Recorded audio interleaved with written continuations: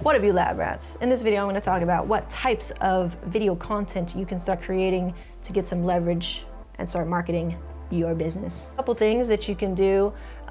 Big hot things are brand trailers, right? So you see a bunch of images thrown at you. Maybe there's a narrative story behind it that's getting you excited and gets you hyped up and build buzz about, say, a personal brand, a product, or a service. Okay, that's a brand trailer. I didn't know that's what it was called. I was using the word or the verbiage highlight reel. Same thing, highlight reel, brand trailer, that type of thing. So it's basically a culmination of events or imagery or clips, B-roll. B-roll is like that. Those little clips that help tell the story in between main story events, right? So they're transitional pieces. They make the story flow together, and they're almost subconscious. And that's a highlight reel. And the reason why you would want to make one of these is to what? Build buzz, highlight the things that are best about you as a personal brand or a business or service. You could highlight great testimony that people have given of you over the years of service and that what you've been doing, so that you can give social proof to whoever could be a potential customer, client, or audience, right? And so those are always really important to do. I think within a business period, and a lot of businesses lack them because it's not particularly difficult to do. It's just a process. And so I guess we can really elaborate on highlight reels right now, and it's basically a story. You're just telling a story and you're doing it in the most creative way that you can. And so like highlight reels, brand trailers, they're like little tiny movies, like telling you the best parts of a story, right? And we're giving the best bits so we can hype everybody up about what this is, right?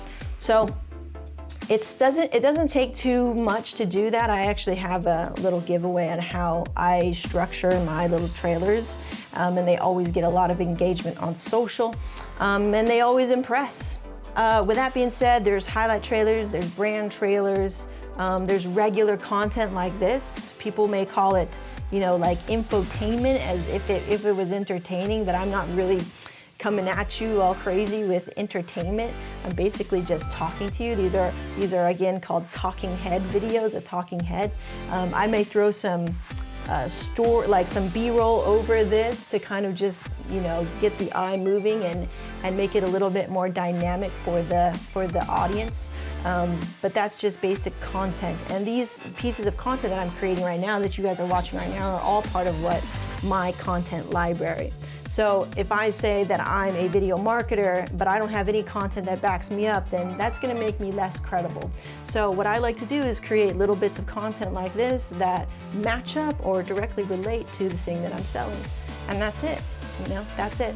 So I keep it really simple. I let people see the person behind the business, and that's called transparency. And with transparency, you become more than just a business, or more than just a video editor, or more than just a consultant. You become Meg Levu, or you become whoever, right? Whatever your name is, you become this person, and you develop a persona that people can get attached to. And if you can touch people emotionally, right, they're attached to you. It's like your favorite character on Game of Thrones, and you get attached to them emotionally, then you can really get the audience to do anything, because you've touched them in some way. That's called transparency, and that's why video is so important, because video is the fastest way that I believe you can become transparent with your audience.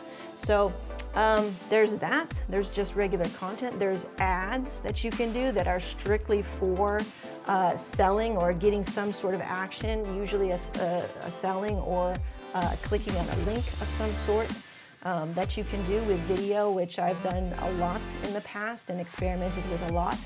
And video ads are something that you do most likely on the tail end of your startup phase, right? My mentor calls the different phases of business. So there's the startup phase, and then there's the growth phase, and there's some other phase that I forgot. So with the startup phase, and on the tail end of that, because in the startup you're discovering who you are, but in the tail end of that you can actually start experimenting with ads and figuring out, okay, so this idea works, this idea doesn't work. Let's draw more attention and more clicks and more sales in this direction, right? And whatever. But you wouldn't want to do ads if you're just starting out, if you're still discovering who you are and what your voice is online. There's live video, right? There's live video.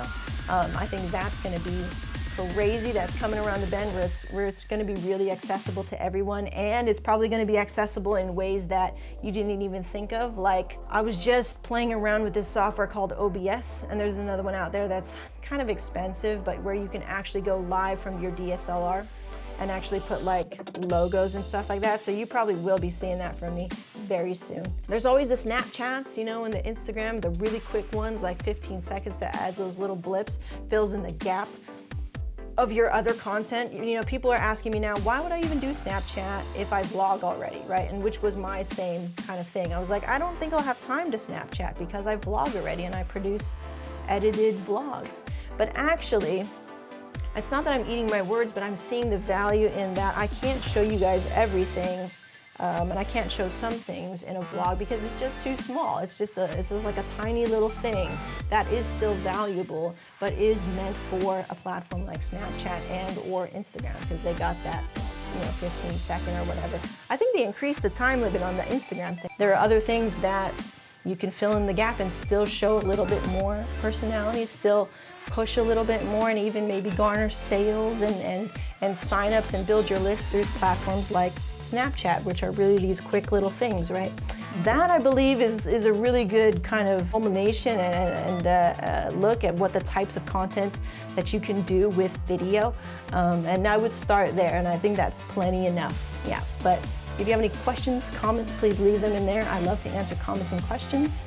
And like this video if you did, subscribe to the channel for more stuff like this. We have a lot of fun over here in the lab. Head on over to getinthelab.me. Got a lot of stuff going on over there.